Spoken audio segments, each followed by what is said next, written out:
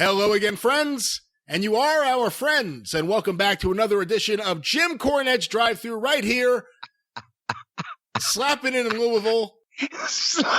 Jacking it. I just saw that fucking South Park, and there's Butters going down the streets of San Diego singing, we're jacking it. And I was illustrating earlier before we went on the air, and this may not make the air, that I had bought this state-of-the-art windscreen, and I was slapping my microphone around to show how little it affected it. I was like, see? How do you like that, Mike? How do you like that, bitch? Huh? See? Anyway, and we got slappy. Go ahead. Even when you're in a good mood, you're beating up the technology. What is this? Look at how good my mic is. I'm going to hit it. Well, listen, this is Jim Cornette's Drive-Thru, and what we do when we eventually get to it is we answer your questions, which are sent in a number of ways, a number of times, to CornyDriveThru@gmail.com or on Twitter using the hashtag CornyDriveThru. And Jim, we have a bunch of... And how do they, if they want to wire it by wire, how would they contact us? I don't know. Or Western Union or Telex. I never actually did that in my lifetime. So how did you do that? Well, you actually, by the time that I came around, you could call Western Union and dictate it over the phone. But in the old days, back in the Toots Mondt days, when he was sending the finishes out all across the country, you had to go, I believe, to the telegraph office and jot it down and hand it to him. And you paid by the word. And I got a telegram in my lifetime.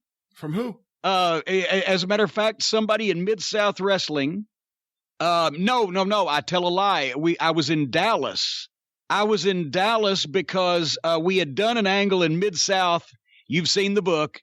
With Wendy Richter, where she was part of an honorary member of the Midnight Express. She helped us fuck around Hacksaw Jim Duggan. And then somebody, when we were in Dallas and it was announced that Wendy was at WrestleMania for the title or whatever the fuck they did, sent me a telegram saying, bring my can of ether, because she was in on the ether angle too. Bring my can of ether and come to Madison Square Garden because your honorary member is fighting for the championship. The guy was so moved by this that he sent a telegram and paid by the word.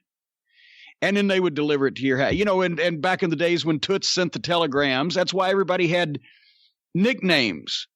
Wasn't Strangler Lewis, wasn't he Nakusa? Because Nakusa, Wisconsin. Roy Welch was Bag Ears, so they would send out the finish. Instead of Roy Welch goes to a draw with Strangler Lewis, it was Bag Ears, Broadway, Nakusa.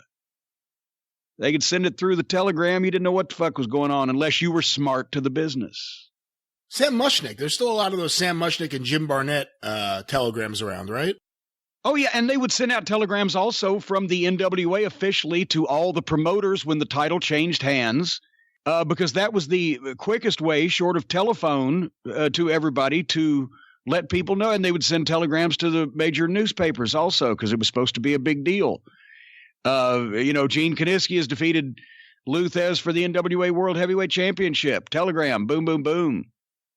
Boom, boom, boom. Boom, boom, boom. Wait, was Bill Dundee sending a telegram? Well, Bing Bang. No, that was Bing Bang fucking boom. That was Bing Bang fucking boom. And that's a Dundee. And when I for the first 2 years that I was in a position where I was giving people finishes, I was given finishes with a fucking Australian accent. Because I was goddamn, or not, wherever he's from originally, Scotland, whatever, but with his accent, because I was ingrained in my head, he was the most animated finish giver. And he'd go walk through the thing. He'd fucking grab a invisible guy's head by the hair and fucking jerk him down while he said, and you jerk him down and fucking, and then boom, and then Cornette pops up and fucking bunky hoot, double drop kick fucking Cornette right off the fucking apron. Shit like that. And you were blown up by the time you finished watching him give you the finish. Well, people are going to be blown up when they're running to Chicago pretty soon. But now there is a perfect segue and amazing timing because not only are they going to be blown up when they're running to Chicago, but then they're going to be running to the toilet afterwards because of the have a beef with Jim Cornette stipulations, ladies and gentlemen. I'm going to make sure that everybody sits there and downs every one of those classic Chicago Italian beef sandwiches and licks their fingers. And licks the juices and the goodness off their fingers of these amazing sandwiches when you have a beef with me, and it's all part of obviously, C2E2, the Midwest pop culture extravaganza every year, Chicago Comic and Entertainment Expo. It's at McCormick Place in Chicago, March 22nd through the 24th. And, of course, I'll be there at the booth all 3 days, so you're going to get to meet me. But if you not only want to get to meet me, but also you want me to do any type of, pornographic acts or sodomy or whatever, you're going to have to come to Saturday night, March 23rd, to the live C2E2 After Dark event. Have a beef with Jim Cornette, the Jim Cornette Experience live in Chicago. 3 hours plus. We're going to go to The Last Fan is Standing, ladies and gentlemen, but we're going to do a Q&A. We're going to do some stories about Chicago and what are you laughing and picturing yourself? You just promised sodomy until The Last Fan is standing. Well, there you go. We're gonna make sure that everybody is pleasured and pleased by the time they get out of this thing. We're gonna do stories about Chicago in the NWA and WWW and WWF days, and maybe even the WWF days. You get a free 8x10 autographed, a free photo op with me, some personal hangout time. I mentioned the interactive Q&A. You threw me off, and we're going to bullshit, tell some rib stories, and sit down and have a classic Chicago Italian beef sandwich. Everybody's a VIP. There are no levels here. We're all on the same level here at this event, and we're going to make sure, as I said, that everyone is satiated and satisfied. And it's not a ticket, an event you need a ticket to C2E2 for. Let me put it that way. It's a separately ticketed event, $65 all in. And they got the tiny URL. We got tinyurl.com/corny in Chicago, and tickets are going quickly. So order now. And not only the folks this is actually, in all honesty, it's the only Midwest United States date that I have booked so far this year, and it's not like I'm going to add a lot at this point, because I mentioned we've got the 4 upcoming Midnight Express reunions. We've got this involved in Chicago. I'm doing a couple of other things that I'm going to be announcing. So it may very well be the only time this year I'm in the Midwest. So if you want to, Michigan, Illinois, Ohio, Missouri, come from one and all, Minnesota. Everybody come and sodomize us. The Dakotas. The Dakotas. And sodomize with us there at the, it's a Cult of Cornette pilgrimage. And perhaps you don't like sodomy. Perhaps you want to know what's in that beef. Perhaps it's opioid fed beef. And for cases like that, there may be someone to call. Jim, I'll turn it over to you. That's the best segue, I think, on any podcast this week. Perhaps you don't like sodomy, ladies and gentlemen. Perhaps you'd like something else for your entertainment dollar. Or no, I remember what I said about the great segue and the perfect timing earlier in the show? I do.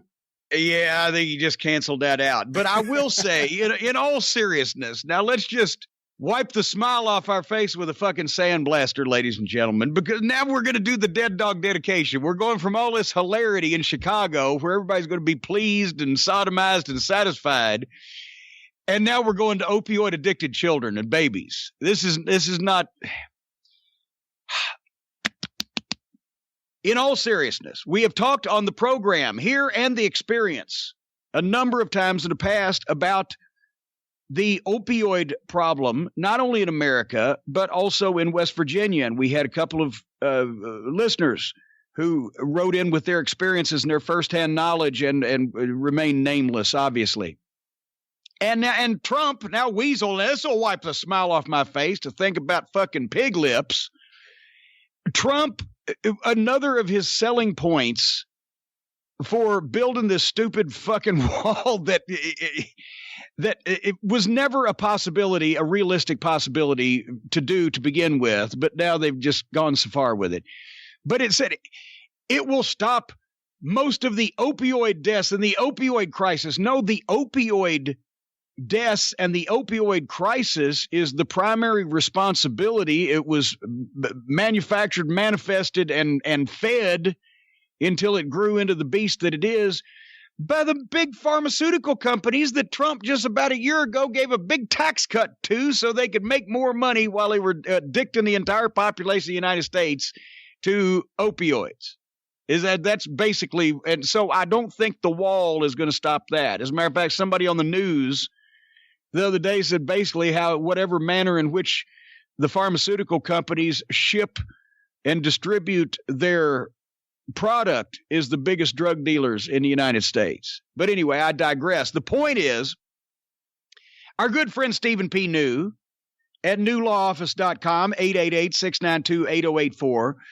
And we make jokes and have just witty repartee and banter and jocularity about all the people that Stephen P. New fucks with on behalf of people who have been downtrodden and screwed over.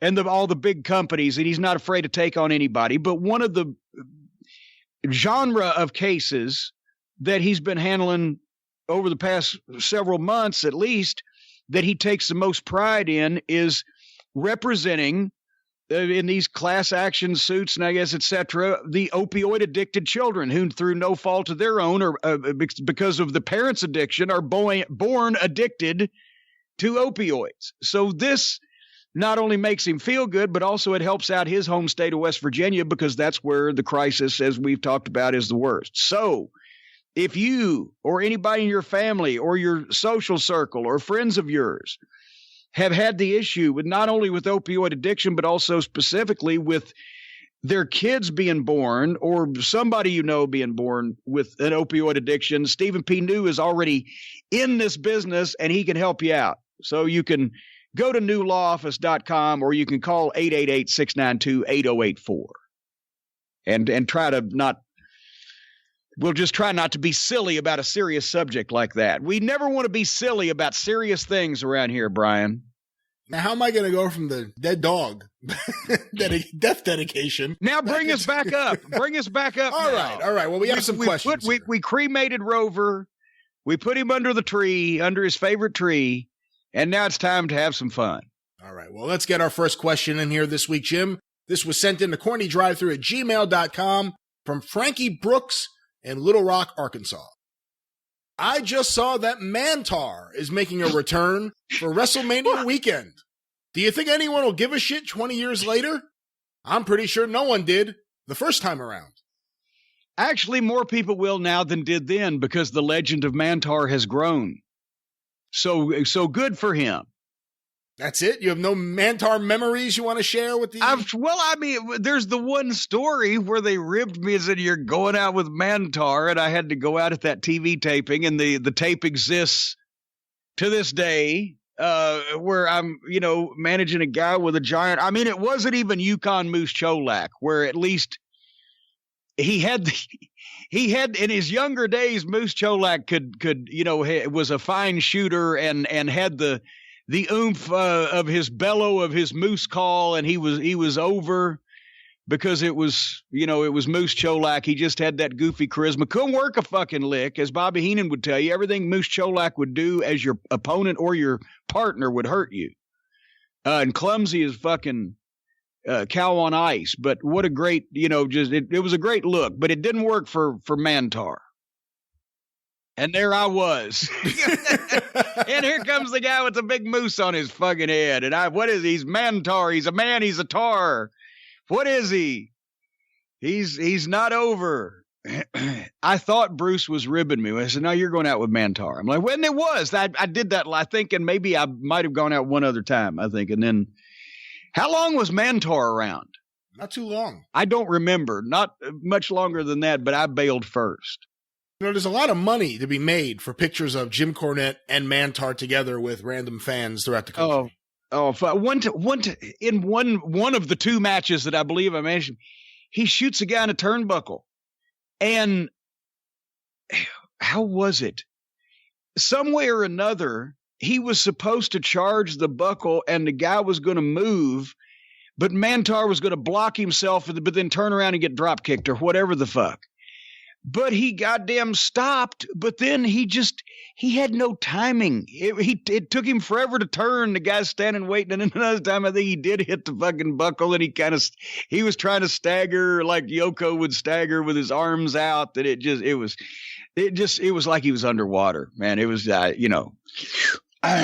sorry about that. It's a similar error, but I don't know if I've ever heard you asked about Man Mountain Rock. Max Payne, Darryl Peterson. Yes.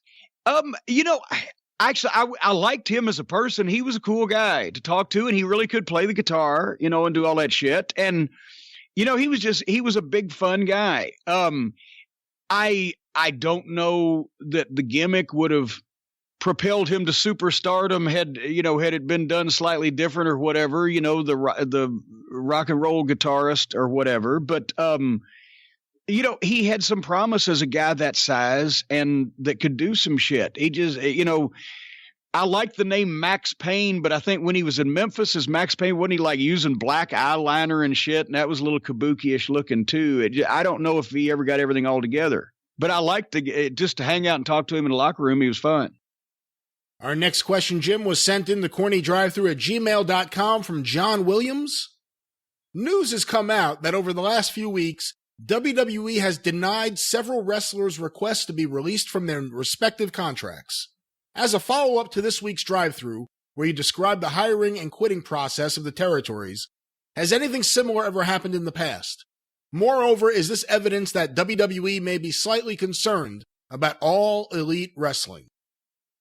Well, now, the part of the question was, I may not have followed the thread, but what has happened in the past, or has this happened, and what happened in the past? That sounded good. Yeah, I'm not sure how this tied to the past here exactly, but obviously the crux of it is that he wants to know your thoughts on the idea that some wrestlers have requested releases, they've been denied apparently in their requests, and what that means overall, the fact that the requests are even happening. Well, we talked about the fact that if you didn't hear the program, that before, in the days of the territories, before contracts, you could just, if you weren't happy with your push or your spot or your money or living in that territory or whatever, for whatever reason, you could give 2 weeks notice and leave and go find someplace else. And you would start there a couple weeks later. There was a lot of places to work. So, you could somewhat pick and choose if you were anybody, if you were somebody. But now, if a guy's under contract and is not happy with their push, they have two options. One, they can, grin and bear it. And two, they can just go home and not wrestle, but they can't quit because they're under contract. And, you can tell if the WWE feels like that they have no competition or somebody's no good, because if they ask for their release, they'll give it to you, right? That means either we got no competition or you're the shits. Here, go. But when they don't want to open that can of worms and set that precedent, as Jim Hurd once said to me, I don't want to set that precedent. They don't want to set the precedent of letting guys out of their contracts where they go to another promotion and are used as top stars or are still valuable in some kind of way, because then that tells all of their guys, well, we should do the same thing. Well, then when they all start asking for their release and they deny that, well, fuck, you gave so-and-so his shit, right? Because that always comes up when you don't treat the boys alike. So it's just, it's not a thing that they, as a cruel, heartless corporation and a business, want to do. I was always of the mind that if I wasn't going to do something with somebody and it's an underneath guy, if you've got your main event stars locked up under contract, you don't want to, a la Bret Hart, let them out early. That leads to trouble. But if it's an underneath guy and they got a chance to go be a star somewhere else and nobody's going to knock you off or put you out of business, let the guy go get to be a star. And then later on, when he's mad at them and he wants to come back, he's a bigger star. He can come back and work for you because he appreciates it. But that's just me. But no, it's not going to be happening a lot, because all the either it's the WWE and they're big enough to be cruel and heartless, or it's other promotions who we shall not name, who are going to act like that they're big deals and not let guys out of contract so they can go fulfill themselves better somewhere else. But it's going to be a very dog-eat-dog business. in the next little while with putting wrestlers under contracts. And some of these guys are going to be wearing milk bone underwear, as the JYD would say. You know Vince McMahon, or at least you knew him several concussions ago. How do you think he would react to the idea that several wrestlers have all requested their releases all around the same period of time? Well, the reason for it is because they're pissed at the way that they've been booked, and they want to go somewhere else where they can prove themselves because they feel that they have, in my mind, this is why guys would ask for their release, at least ones I've heard. They want to go and prove themselves somewhere else where they can do what they love and be more appreciated for it. But I'm sure that Vince's inner circle, whoever that may be these days, are telling him, this other company is trying to offer him more money, because they don't want to say, hey, they're fucking pissed off that we booked them like shit. So they say, this company's going to be throwing money around and they think they can get some of it. We got to nip this in the bud. That's what I would think his inner circle would be telling Vince, because they don't want to actually come out and say these guys are, fucking mad enough to quit the biggest company in the world because, they can't get a chance to do anything. Our next question, Jim, was sent in on Twitter using a hashtag CornyDriveThru from Lance Lumley. Lovely Lance. It's lovely Lance Lumley over there. Lovely Lance Lumley lives over there in Ohio. Okay. You threw me off. Mercy. Lovely Lance Lumley, he should have been the manager for the Valiant Brothers, baby. The Valiant Brothers. Woo, before Jimmy Valiant went completely insane, in gimmick, completely insane. He was always, insane as a person. But before his gimmick went completely insane, he was just over the top of the cocky bleached blonde when he and Luscious Johnny, 74, 75, 76, 77, when they were just really over the top, cocky, bleached blonde fucking heels, but he hadn't gone completely insane yet. That was my favorite period of Handsome Jimmy interviews. And lovely Lance Lumley. Whoo, musty. Should have been our manager of Handsome Jimmy and Luscious Johnny, because, my brother Johnny, he's just luscious, not handsome. And me, I'm just handsome, not luscious. But together we go great, and especially with luscious, lovely Lance Lumley. Woo, mercy. Scott Bowden recently told a story on 605 where when he was a little kid, his mom ran into Jimmy Valiant, I think in the Memphis airport, and went up to him for an autograph. And he said, "Who do I make it out to?" And she said, "It's for my son, Scott." And he looked her up and down and said, "Right on, mama." Right on, mama. And he gave her the fist, the fist thing, the fist shake, right? Yeah. Right on, mama. Yes, it was handsome. He was perfect. It was real. Well, here's Lance Lumley's question. I was watching Rambo 3 and saw Terry Funk's name in the credits as a stunt coordinator. Has Jim ever been asked to do movies in any capacity? Yes. Actually, Vivid Video, at one point was highly recruiting me. They wanted to shoot a What Not to Do porno. And, but no, Terry. But in all seriousness, if you wanted to deal with Vivid, you know who to call. Well, yeah. I was friends with Steve Hirsch for years ago. He used to send his limo for the Midnight Express and I at the LA airport. But anyway, I digress. Very wonderful dinner one night with Ginger Lynn and Jamie Summers out there. Beautiful Italian place. Anyway, no, what was the question again? No. Has Jim ever been asked to do movies? No, Would you have done them if you had been asked? I'm kidding. When you think about it, and this is probably due to the Stuntman's Union, which I assume is very entrenched in Hollywood. The reason why Terry was involved there is because he and Stallone had worked together on they did a number of things, but first was Paradise Alley back in 78 when Stallone did that. Terry obviously had a major part, but he got to know a lot of the other wrestlers, and Terry told me this is a firsthand anecdote, a funny story from Terry Funk. But it's been told when the stuntmen on the film, the regular Hollywood stuntmen, were over in the corner fucking, talking about the phony wrestlers. And Stallone came in and fucking shut them down and said, "Hey, I'd like to see any of you fucking guys do what these guys do with the crowd on all four sides of them live in one take. So shut the fuck up," basically. And, probably a few more words, but not necessarily any nicer. He respected what the boys did, and so he and Terry worked together. But that's what I was going to say. It's surprising that, I mean, I know when you want somebody to fall off a fucking horse or, do regular movie stunts, that the stunt men, but I've always been surprised that more when you need to just do a fight scene, either a hand-to-hand fight scene or something with simple, realistic gimmicks like a chair or, whatever, or taking bumps over tables or whatever, that more of the boys weren't called on because their shit, at least in the old days, a lot of the guys' shit looked a lot better than the way that the stunt men worked fights. The stunt men were used to using camera angles and punching past people.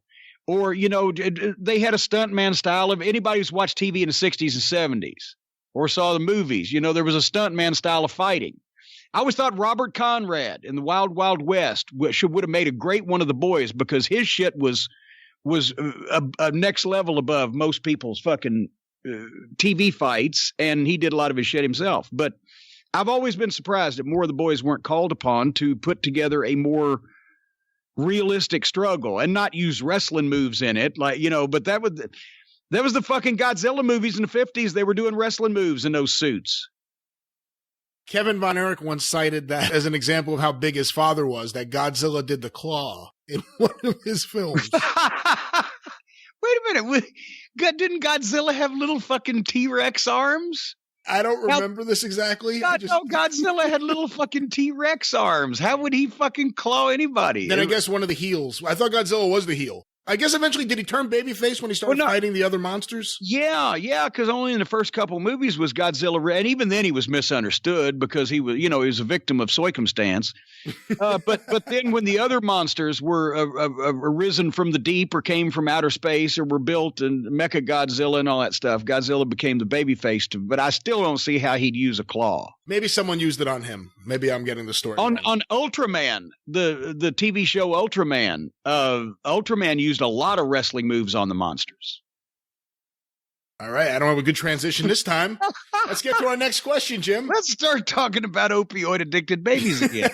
This next question was sent in to CornyDriveThru at gmail.com from Brian in Delaware. Last week on The Experience, Jim brought up Ace Darling and Devon Storm.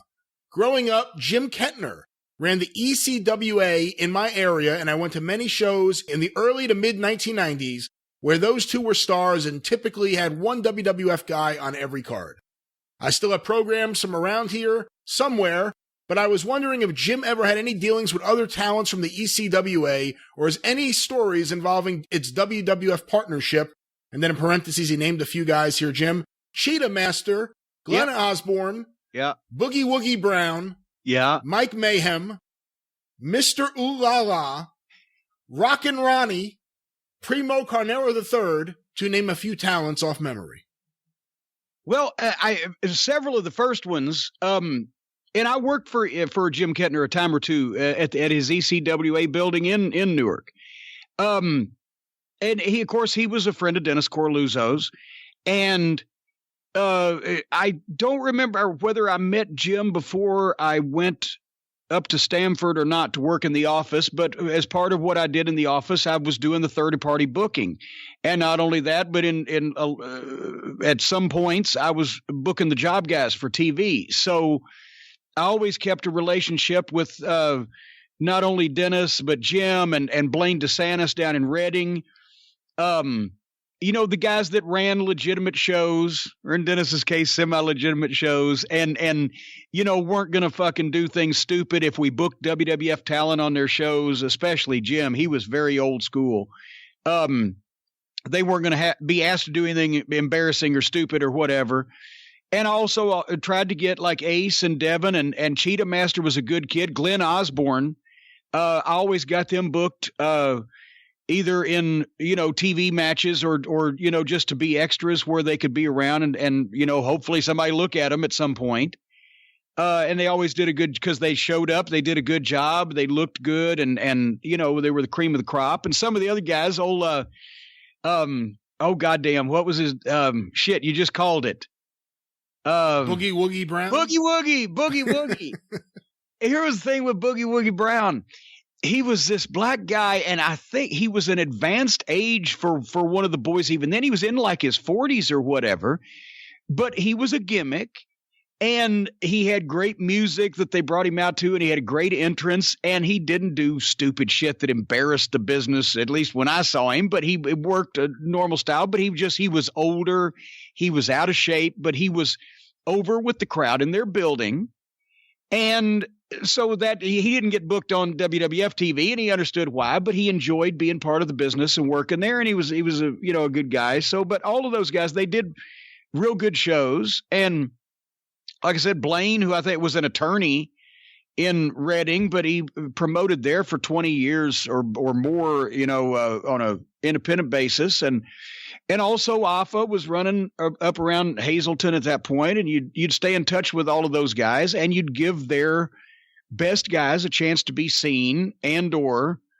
send our guys that the WWF guys that didn't have a full booking sheet and had some days off, you'd send them down there to hopefully draw the locals a house and get them an extra payoff. That's basically wrestling. To tie it into what we were talking about a little bit earlier with All Elite starting up and WWE's response to it, this is kind of in the 90s. This was during this period of time where you were with WWF and WCW and WWF were fighting over talent. With something like ECWA or any independent, if you hear that WCW has interest in someone, are you jumping on it? Or like, how are you reacting to like these guys in the Northeast if you hear that there's any interest whatsoever? Well, at that point, there wasn't a big sense of urgency on unknown talent. It was all on the stars. What stars are going to jump? What stars' contracts are up? That's all they cared about.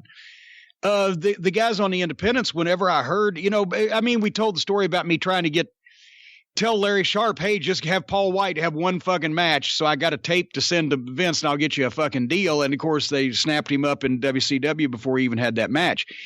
You know, if I would hear about it, I would usually be happy for the guy that he was getting an opportunity, because if one of the guys that I liked was getting an opportunity somewhere else, that had meant that I couldn't drum up any interest for him there. So, and to be honest, once again, if it was the independent guys that nobody really knew and hadn't done any TV at that point, if I'd have gone back and said, hey, WCW is going to hire Devin Storm, Vince would have looked at me like I farted near his fucking yogurt. Why do I care?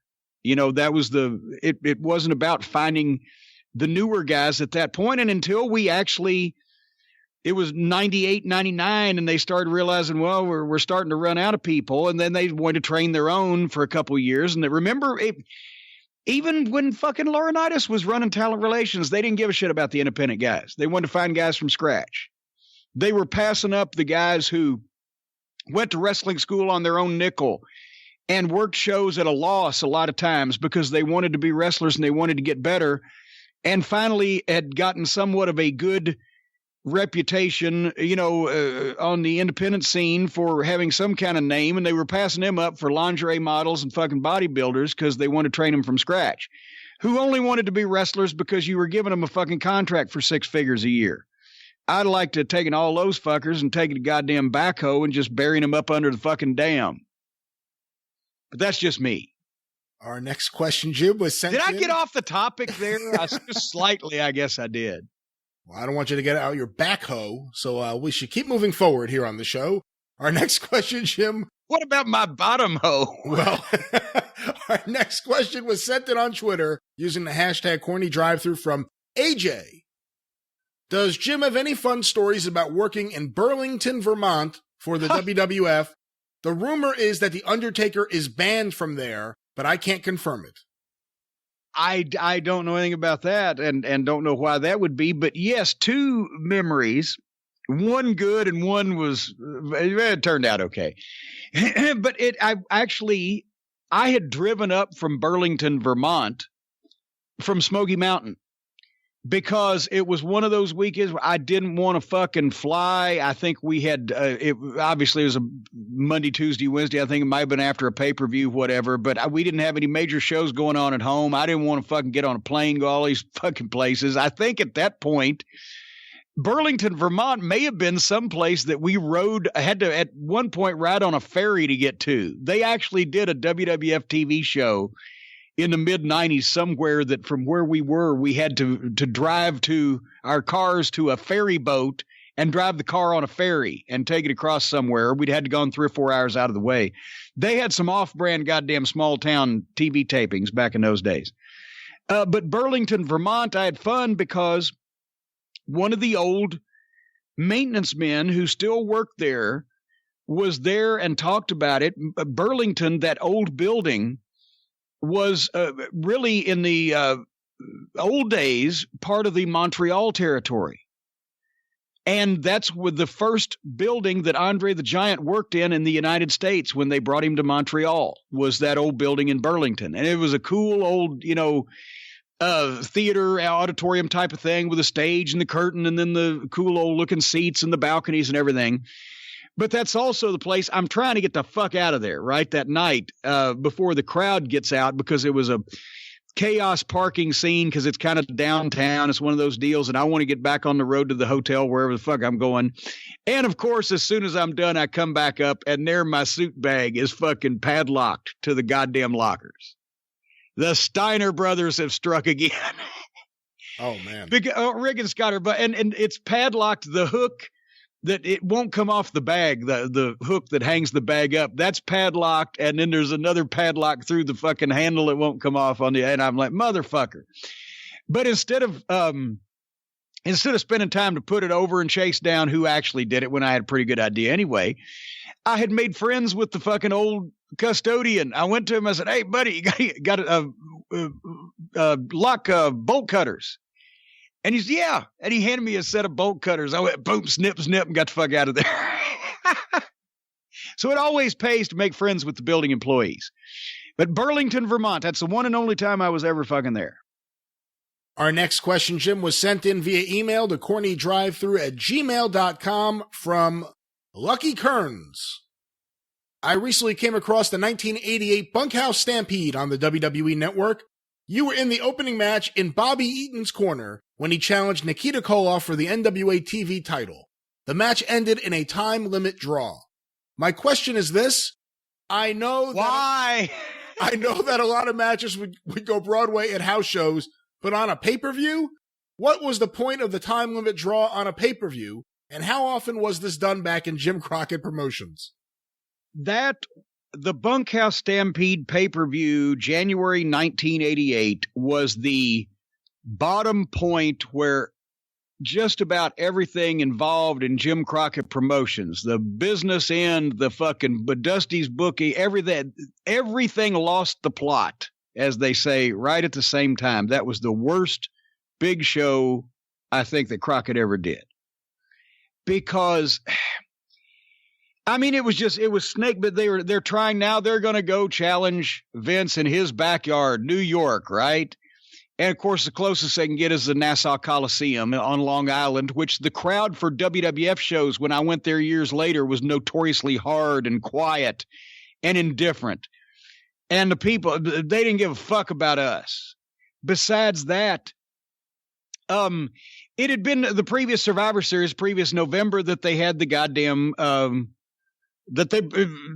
reason for the Survivor Series was to kill Starrcade, right? And now this was the first Royal Rumble, which was to kill our incursion into pay-per-view, the Bunkhouse Stampede. But it didn't need sabotage. It did not need it. It was a suicide show. Somehow the front office, the ticketing, all of the paper, trying to go to a new place, New York. They actually, if you'll recall, printed the wrong time on a lot of the tickets. So it was only a 2-hour show on pay-per-view to begin with, 2 hours on pay-per-view. But it started at 5:00. But some people thought it was 7:00.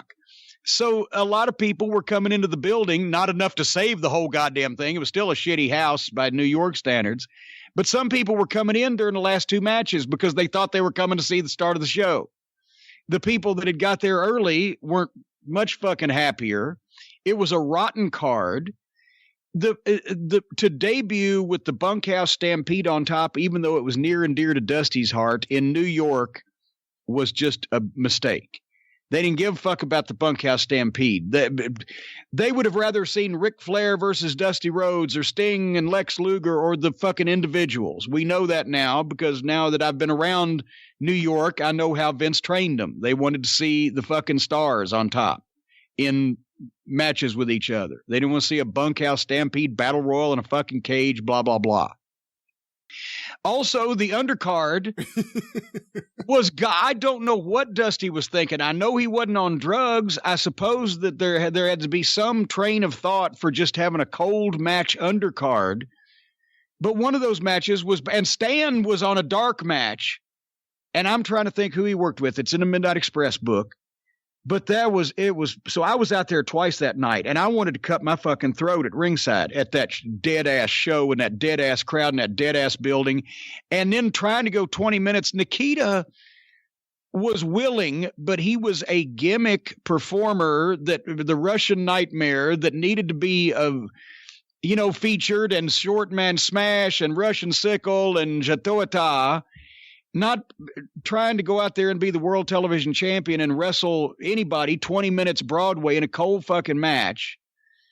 The only thing that got heat on the whole show, as far as I know of, was after the bell had rung at the 20 minutes and the referee called the match a draw. I started screaming 5 more minutes, and the people wanted to kill me because they wanted us to get the fuck out of there. It was rot. And that, as a matter of fact, I think that's where Jim Barnett got a negative opinion of me that night, because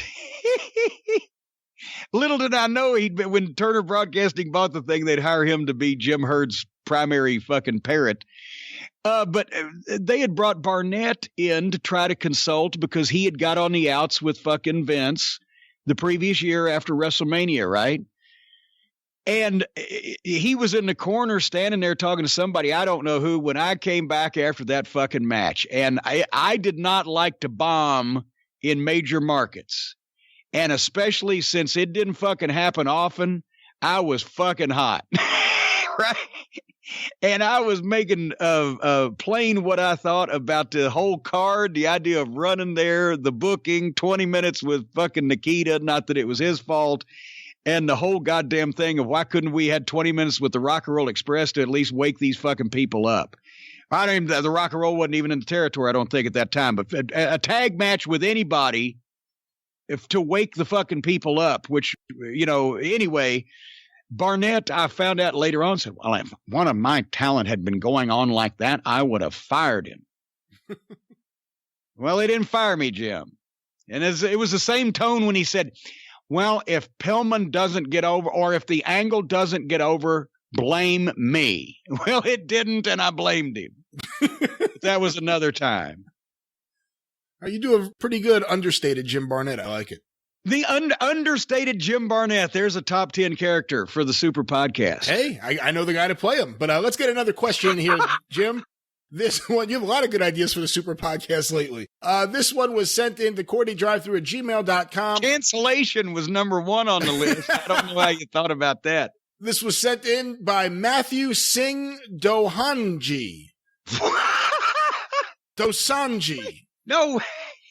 Dosanj, I think. Dos Santos. Now you've insulted one of our listeners. I just had the thought. I have not. I just had the thought cross my mind when we just had that little exchange at the end of the previous thing, that I hope that the regular listeners, the Cult of Cornette audience, the Legion of Last out there, like our friendly banter that we have with each other, and consider it, something that they look forward to. And then suddenly you just immediately malign and bash somebody and just mangle somebody, one of the listeners' names. I could be found guilty of that. Certainly mangling the name. What was his name? Matthew Singh Dosanj, I think. Dosanj, I think? Dosanj from Belper, Derbyshire. What are you?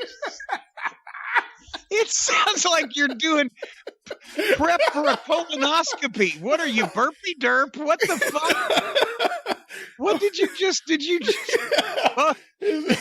name is Tourette's and you piss out my ass. What are you talking about? His name is Matthew Singh Dosanj, I think. I think is me, not Dosanj, I think. from Belper. Is his name Dosanjh, I think? It's, let me spell the last name. It's Singh, apostrophe, Dosanjh.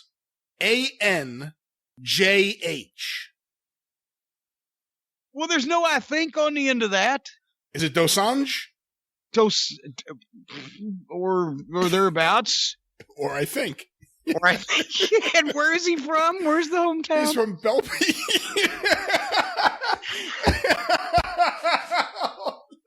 Oh, God, what have you done to this show? Stop it. Tell me where the man is from. He's from Belper? in Derbyshire, United Kingdom. So, Mr. Junior Dos Santos from Belcher Fartonshire in Loopy Doopy Land. What is your question? Hi, Jim. I have 2 questions. Now he gets 2. I guess he should get 2 for... Yes. Thank you for all the work you do every week in providing such entertainment and education. At his own expense. Now I'm crying now and my eyes are hurting. It's like I have double secret glaucoma. My eyes are bulging. Matthew's 2 questions. The first question, Jim has often talked about the drab atmosphere at the Nassau Coliseum. But what was the Meadowlands Arena like in terms of atmosphere and ambiance? Was it as dreadful as the Coliseum or markedly better? No, the Meadowlands, if I had my druthers of arenas to work in the New York City metropolitan area, it was the Meadowlands. The parking was easier, better to get to because it's out there on the toxic waste dump instead of right downtown like the Garden or way out the fuck on Long Island where I've never had occasion to go otherwise than that. Everybody knows how bad I hated the Garden in terms of the parking and having to bribe the guy not to block your car in at the fucking parking garage $20 a head back 25 years ago. And then walking through the people that would fucking kick your shins and fucking throw shit on you and et cetera, and the death-defying trip to and from when you're going into and out of New York City and people are trying to fucking run you into the pavement with their taxi cabs and trucks and things. No, I loved the Meadowlands, and the people always got into it. They were good crowds. They were loud. And as a matter of fact, I saw Kiss there also, New Year's Eve of it was either 96, 97, 97. I think it was 96, 97 with Candido and Tammy. We had tickets next to each other. And very nice. I liked the Meadowlands. I never did find Hoffa, but I liked the Meadowlands. Matthew's second question. Do you think Sunshine could have had a longer, more significant run in the business? She seemed to tick all the boxes for a woman in wrestling. She was talented, good-looking, and seemed to get wrestling. Do you think she could have had a run in WCW in the late 1980s, early 1990s? Does Jim have any anecdotes or stories about Sunshine? Well, God, yeah, I literally worked with her as close as the state of Texas would allow. They wouldn't let you actually bill a man versus woman match then, but we did the little fucking blindfolded demonstration thing. But I worked an angle with her and program with promos and her guys against my guys and et cetera in Dallas. And she was real good. She did get the business because she was Garvin's, what was she? His cousin? Is how she got started? Yeah, I believe so, yeah. She was Jimmy Garvin's cousin, and she was one of the first ones they started doing the valet angle with, and she got over strong. Yes, it was new, but also she was a cute girl. She had some working knowledge of the business because of just family association, so it wasn't like she was coming in wide-eyed from scratch. She could talk enough to get by, and they pushed her in the right spot, and it worked. And I don't know. I have to assume that she wasn't really. I left Dallas. She was still there, and then she was out of the business. And I don't know. I assume it was her choice to just not do it anymore. I don't think she ever intended to do it for a career. I don't know if anything specific caused her not to want to come back to it or just move on from it. Like, because she really didn't come back and do anything after what, 88? 87, 88? 87, she was with the entire world-class crew in Mid-South, or in the UWF when Ken Mantell was booking. Yeah. And I don't remember her doing much of anything after that. So I have to think that was kind of her choice also. I mean, it was just, she was literally pressed into service because they needed a girl, Jimmy, had the idea to do the, he old gorgeous Jimmy Garvin thing. And then he replaced her with Patti, because Patti was actually his wife. But, so it made traveling easier. But I don't know if the business was for Sunshine. Like I said, she was a nice girl and I enjoyed working with her, and she let me say just pointed, stiff things about her on television. On the world class, especially on the Fort Worth show that nobody really ever sees. They've seen the tapes of the world class syndicated show, but that Fort Worth local show, I say local, Channel 11 was a powerhouse. It was 2 hours, 10 to midnight on KTVT 11 from Fort Worth with a signal 120 miles in every direction of one of the biggest metropolitan areas in the country. But that was a local show. God, they had a fucking setup there. But anyway, I said, Sunshine's been on more street corners than the Dallas Times-Herald. Sunshine's not her real name. Her real name's Virginia. They called her Virgin for short, but not for long. My God, I don't know how to describe Sunshine. I wish I could say the word slut on television because I knew they'd bleep it, but I made sure they could read my lips. And she loved it because it was, there was more heat on the thing.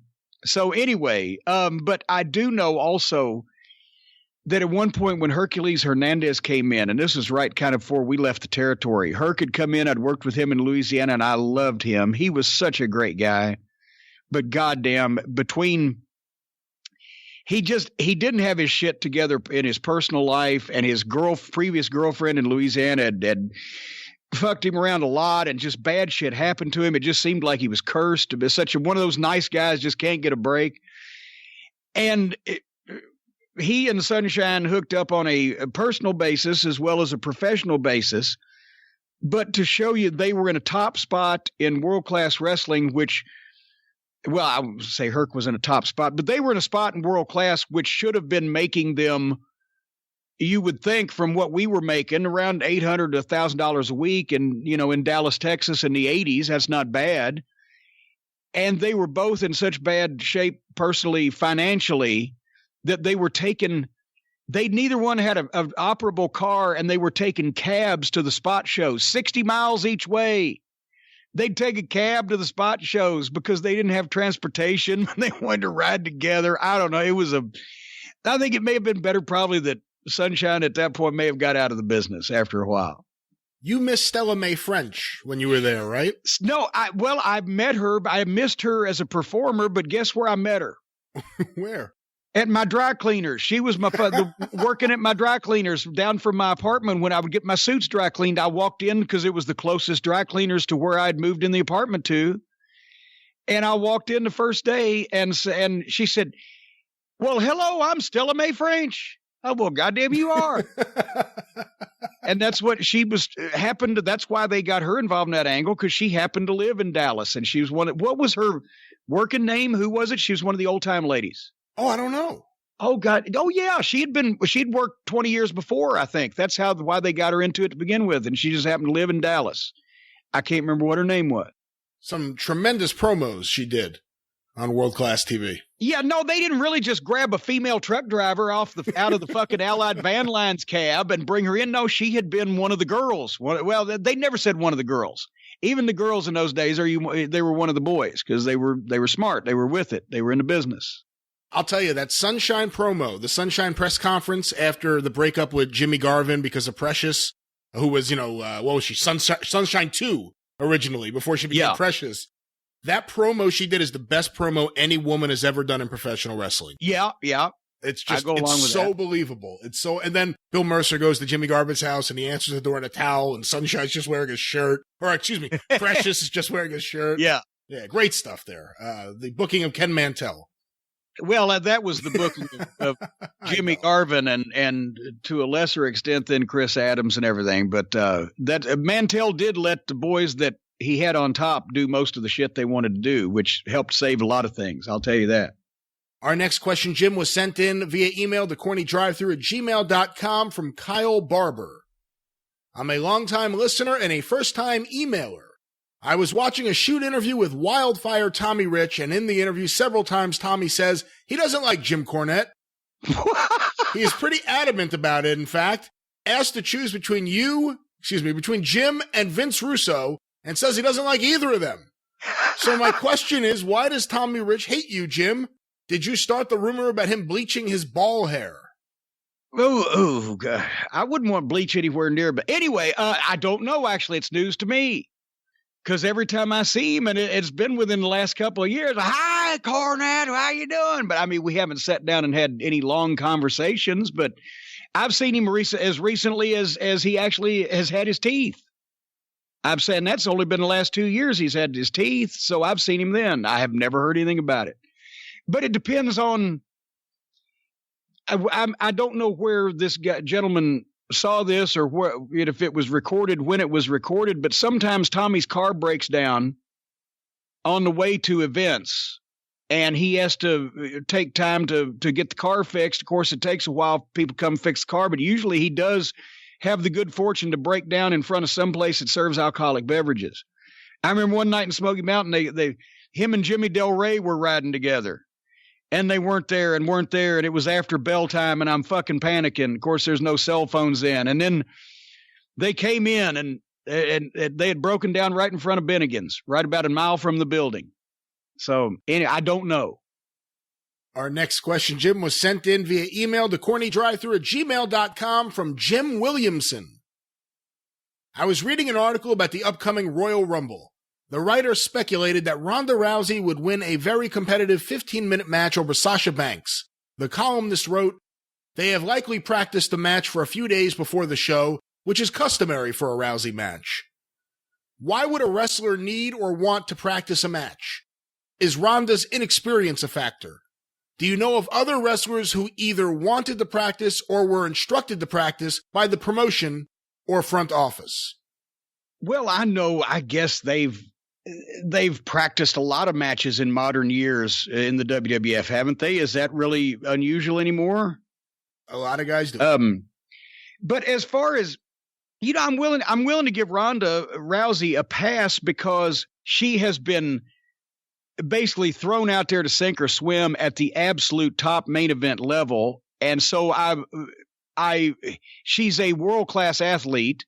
It's not like they've got some fucking, DJ from the radio station they're pushing the main event WrestleMania or whatever. She's a world-class athlete. She brought tremendous attention to the product and credibility. So if they need to walk through a match with her, especially the first year of her career at this level of exposure, I don't have a problem with it. The debut with Triple H and the mixed tag, that was fucking art. That was the best match on the show. She has been more than carrying her end. I would also suggest that probably if she does house show matches, that's where they're letting her get on the job training, where the attention and the pressure isn't as bad. And then if it's on, I don't know if I'd go 15 minutes with that other girl because Jesus Christ, is that believable to go 15 minutes one-on-one with Ronda Rousey? Maybe for Charlotte, who's I just don't know if any of the other girls need to be going 15 with Ronda. And I don't know if they are practicing the match, I don't know if I would practice the match as much as move for move and word for word or whatever, as much as I would get the high spots that they wanted to do and the finish. And I'd walk through them enough to where everybody was comfortable with it. But just doing an actual match, move for move and hold for hold, it's sort of like, I never like to do promos twice unless there was a technical. Vince used to love it, even with me, with anybody. He just loved to do multiple takes. If he was producing, he'd say, I'll do it again, and he'd change 2 words, and he'd like, oh, whatever. But to me, unless there's a technical problem or you've left something out or fucked something up, if you do a promo twice, the second time is never as good because then it's not real anymore. And that would, to me, like, everybody else at the Hall of Fame thing was walking through their acceptance speeches, their acceptance speeches and their induction speeches. And if I'd have done that, I think the one I did would have sucked because I had things I wanted to say and I had my little bullet points so I wouldn't get too far out in the field for their time and be the prick that, threw the whole thing into chaos time-wise. But I didn't actually give the speech till I gave the speech. It's like doing a promo. You don't do the actual promo until you do the fucking promo because then it's not spontaneous anymore. You ruin it. Our next question, Jim, was emailed in to CornyDriveThru@gmail.com from Rodney Evans. I purchased a DVD recording of Smoky Mountain shows, and I have two questions. Did Bobby and Dr. Tom come up with the back and forth tension on their own, or did you have them do it for a possible angle later on? No, well, they wouldn't have just done that on their own without it. No, I came up with it because it seemed to me only natural that when Bobby comes back to join us, that he would be jealous of or not happy with or whatever the new partner of Stan Lane, Dr. Tom Pritchard. And conversely, Tom would probably not like the ex hanging around, and that there should be some tension between them. And I knew that Bobby was only there for 90 days. And I wasn't necessarily going to fucking have them break up and have a big fucking match or anything. And we never did. It's just that I wanted people not to ever know what was going on when they went to see the bodies all three together, just in case we ever needed to use it.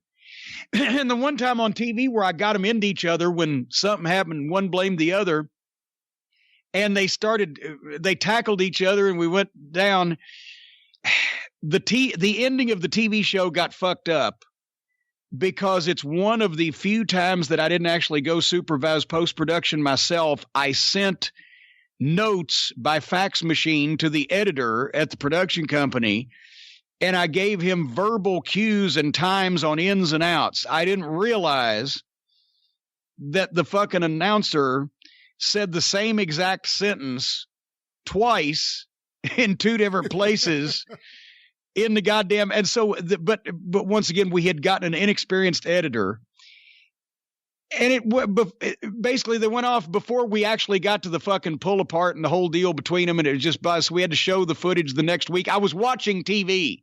I was watching the TV show as it aired the first time I realized that the last 2 minutes of the show were not going to be on the air, because I'm looking at the clock and I'm looking at what's going on. I'm like, we're going to run out of time for real. And I knew we didn't run out of time. And we did. We ran out of time because they edited it wrong. So, but anyway. But yeah, Bob, that was just to give people, to make them wonder what was going to fucking happen and see where we went with it. Did you cut a promo on your production team? Oh, I did, brother. All right. Well, and then also I once again started applying another of Gary Hart's. I did, brother. Gary Hart's lessons. Repetition is the key when dealing with goofs. Well, let's get our second question here from Rodney. In today's time, would Tracy Smothers' Confederate gimmick still be a face, or would he be a heel now? Would the dirty white boy be turned face from burning the Confederate flag? Well, no, Tracy would still, in that part of the country, still be the baby face. And I would think that, of course, now that somebody would call and be mad about the flag and yell, and we would probably get in trouble and have to take it off TV. And then all the people who like Tracy would be mad and start bringing them to the matches on their own because they would be mad that. But I mean, I drove through East Tennessee last year. I had to deviate off the interstate because of a big traffic schmoz, and drove the old back way up past the mountains through Morristown, Hamlin County, and into eastern Kentucky, and there were still numerous Confederate flags hanging on flagpoles off of private homes. So there's more attention on it now. You still see the Confederate flag a bunch. It would probably offend a segment of the black audience. Actually, none of the black audience that we had in the arenas anywhere were necessarily offended by Tracy's use of the flag, because they got that it wasn't associated with something that, was trying to be offensive. It was East Tennessee, which is next to fucking South Carolina, which is next to fucking Dixie. It wasn't that big a deal back then. But now Tracy would still be the babyface if he did everything the same way, wrestled the same way and talked the same way. He'd still be the babyface, but somebody would complain and make him take the flag off.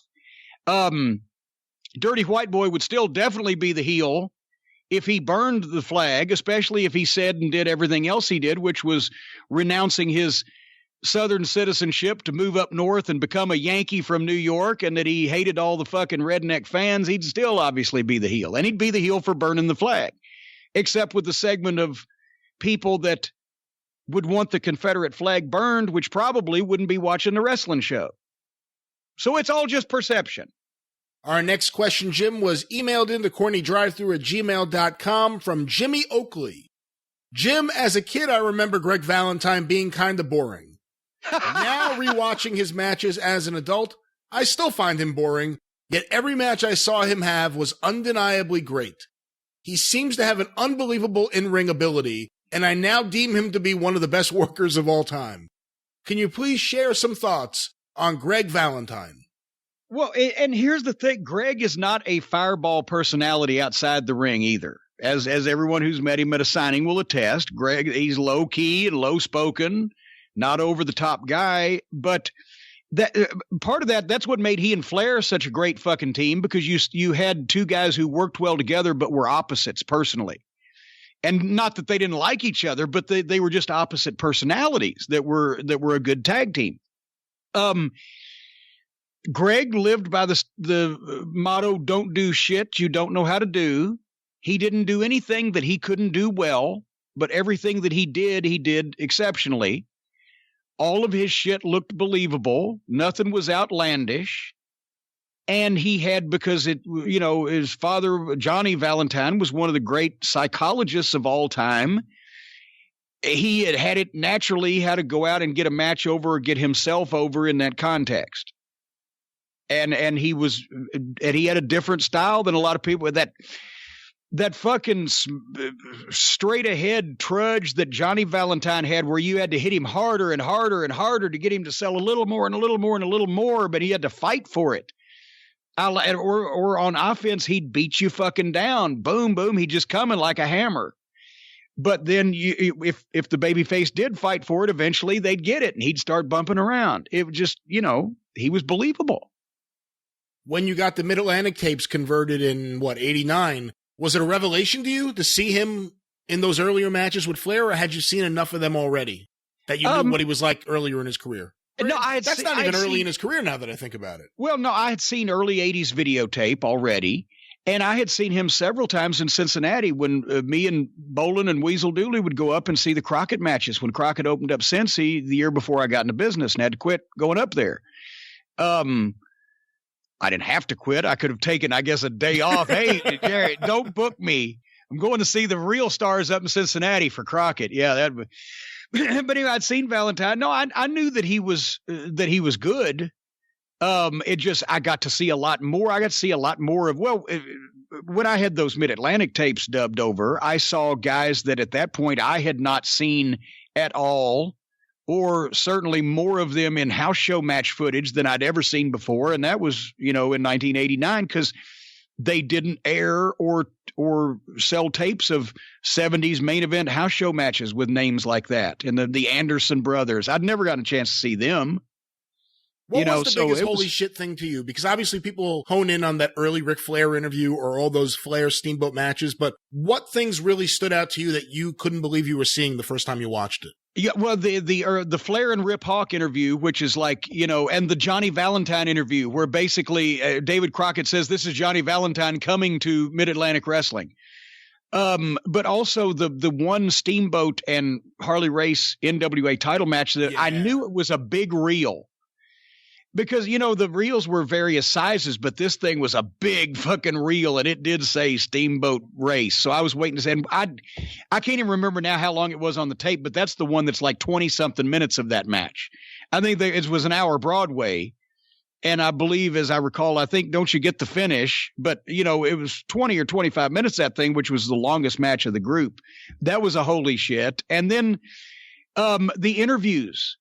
Like the interviews with Ole and Gene, where Gene was in the hospital with the broken leg and Ole's vowing they're going to fucking kill him. And, some of that stuff was I didn't know that existed. So, and some of the Florida footage that they had sent up just to publicize some of those guys, where Stan Hansen's a job guy. Remember that? Yeah, they were building up Briscoe getting the title match against Dory. Yes. Yeah, so anyway, all that available on the Mid-Atlantic Films collection available at jimcornette.com. Straight out of the dumpster to your pocket, 18 DVDs, 36 hours for only $100. Our final question here this week, Jim, was sent in on Twitter using the hashtag CornyDriveThru from Southpaws Radio. Shortly after Mr. Wrestling 2 turned on Magnum TA, did he drop the 2 and become Mr. Wrestling? I know Hercules Hernandez became the new protege and took the Wrestling 2 name. What did Johnny Walker think about that angle? I don't think he particularly cared. I mean, he did it the best he could, but he was pretty well about ready to quit the business and retire. He had been wrestling for 25 or 30 years at that point. And yes, he did drop the Mr. Wrestling 2 because when he turned heel on Magnum, he walked out on Magnum. And this is one thing. Dundee and Watts both crafted a great story for this, because even before Dundee got there and became the booker, they had toyed with the idea, should we turn Magnum TA heel? And then Jim Ross tells the story that as we got there, I think it had been brought up again to Dundee, and Dundee's, amenable to seeing about it or whatever. But then JR said, wait a minute. Out of the two of them, Magnum and 2, Magnum is over and he's going to get better. He's already a top guy. 2 is old and cranky. He doesn't like to deal with fans anymore. He rides in his own car by himself.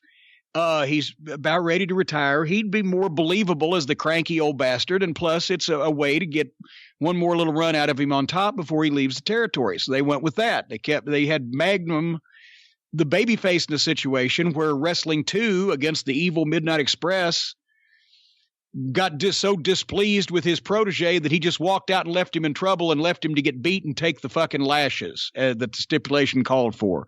Whipped in the middle of the ring like a dog. He left Magnum TA to suffer that. And that's when Wrestling 2 came out and said, I'm Mr. Wrestling. I'm the man, right? And that instead of having a run with Magnum, they transitioned him straight into the deal with Dog, where it was meant to be that Wrestling 2 would defeat the Dog in New Orleans with a loaded knee lift and really turn heel and win the North American title, and then goddamn have one last run as a fucking heel, and then boom, and off he'd go. And, he may have been going to work a little while longer, but he'd been out of Mid-South. But then, of course, it was, March? It was that early in the year, the fucking thing with Dog, 2 put the gimmick on his knee pad, but it wasn't really in the right place. And he hits a knee lift on JYD that JYD didn't sell it. Don't know whether he saw it coming. Don't know what the fuck, but he just kind of stiffened up and then just dropped over and it looked phony, but he still laid down for the 3. So the people said JYD just laid down for a phony knee lift. Fuck JYD and fuck this whole thing. It was a bad fucking reaction to a goddamn match. So Wrestling 2 didn't really get off as a hot heel very good, and it really hurt and maybe JYD was just under a substance or whatever the fuck, but it had damaged JYD badly in New Orleans already before he even left later on in the year. Because remember, he didn't leave to go to the WWF until the summer? August. Yeah. Yeah.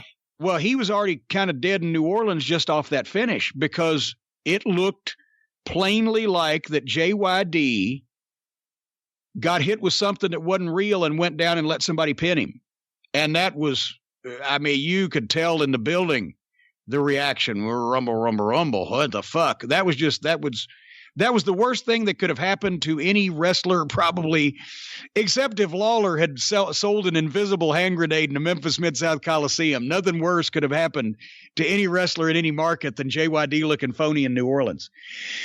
So that had taken the bloom off at Rose early that year. New Orleans was not even top 5 in terms of, except for the dome shows in 1984, was not a top 5 city in that territory anymore in terms of attendance and gates.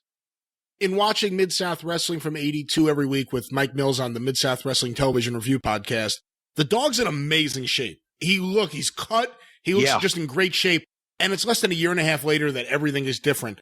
When you first get there, or this early period that you're there, is there any grumbling at all from the office or Bill Watts that you ever hear? Anything you hear about the Dog, or people being upset with the Dog and either his weight gain or his lack of reliability or whatever it is? I was not in a position to be around Bill Watts when Bill Watts was grumbling about his top star at that point. However, I was in a position to often be sitting around talking to Bill Dundee or even in the car with him, and he was the booker.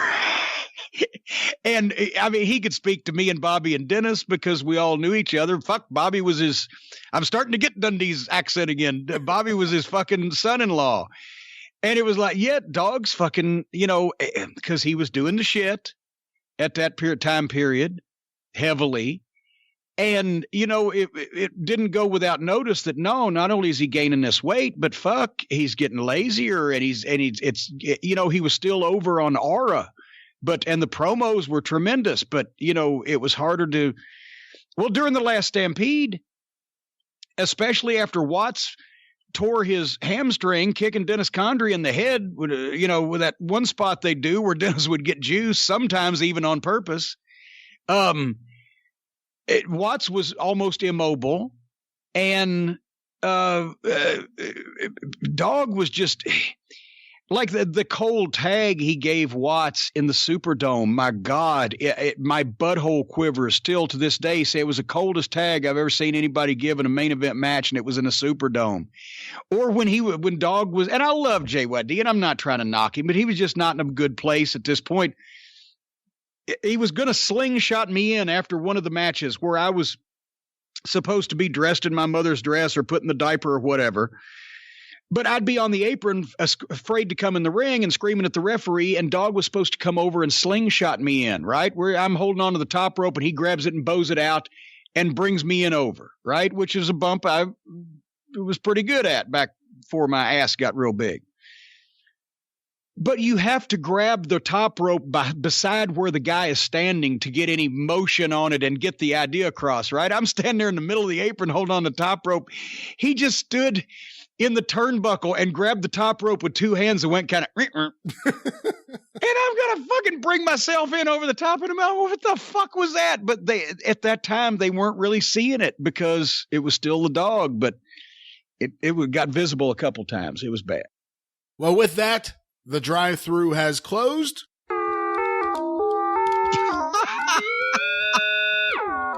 Oh, good God. I need to come up with a sonic block for the Wayback Machine. I'll turn this off now. Of course, you can follow Jim on Twitter. Thank you very much for turning that off, ladies and gentlemen. I'd just like to... Yeah. You can follow Jim on Twitter at @TheJimCornette. You can follow me on Twitter at GreatBrianLast. You can hear me on the 605 Superpodcast at 605pod.com or available wherever it is that you find your favorite podcast, The Mothership. See, I'll do your noise for you. Well, that's not even what you do anymore. You go, that's your noise, right? Yeah. Where are we in the plugs? JimCornette.com and final episode of the Cornette's Drive-Thru. JimCornette.com and Cornette's Collectibles. Of course, you can get your burger towels, your t-shirts. Oh, I forgot to tell you, burger towels are back, baby. The burger towels are back. The burger towels are back up at JimCornette.com because we've been talking about all the stuff that we've been selling out of, but now we've restocked on burger towels. Burger towels are back, baby. The prohibition on sloppy joes on the road is over. The burger towel is back. And there's so much more at Cornette's Collectibles, including autographed photos for cancer, T-shirts, DVDs, and so much more. Cancer, it's for the American Cancer Society Against Cancer. That's what I meant. And so much more at JimCornette.com. Action figures. If you want one, get one now because they're going to be gone very soon. We're now less than 30. Less than 30. So jump on that right now. If you're not listening to the Jim Cornette Experience at that very moment, which debuts each and every Thursday, wherever it is that you find your very, very favorite podcast, the Jim Cornette Experience. Jim, if people don't like what they've heard today, if they think it's too unprofessional and they want to sue, where can they go? Well, they can go to newlawoffice.com, 888-692-8084, but don't expect Stephen P. New to help you sue us because he's on our side. But he's on your side, too, against corporate America and the greedy people that want to poison and downtrod you and your family. And there's nothing worse than being downtrodden. When you downtrod somebody, that's the worst thing you can do to them. On that happy note, until Thursday on The Experience, for Jim Cornette, I'm the great Brian Last. Tally-ho!